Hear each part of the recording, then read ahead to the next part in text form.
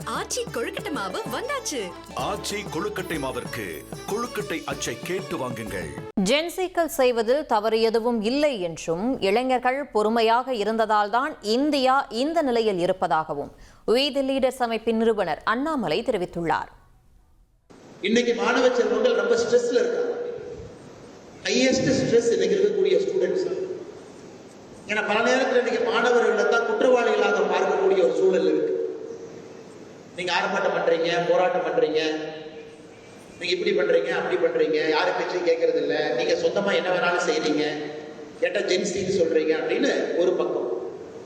என்னை போன்றவர்கள் ஜென்சி பண்றது கரெக்டு தானே, தப்பா என்ன பண்றாங்க, தெரியாதான பல விஷயங்களை பேசுறாங்க, வேகமாக மாற்றம் வர வேண்டும் என்று நினைக்கின்றார்கள். அவங்க இல்ல, அவங்க பொறுமையாவே இருக்கிறது இல்லை. கரெக்டுங்க, பொறுமையா இருந்திருந்துதான் இந்த நாளா நம்ம இந்தியா இங்க வந்திருக்கு. பொறுமை இல்லாம வேகமா இருந்தனாலதான் அமெரிக்கா, இங்கிலாந்து எல்லாம் வேகமா முன்னேறி இருக்காங்க.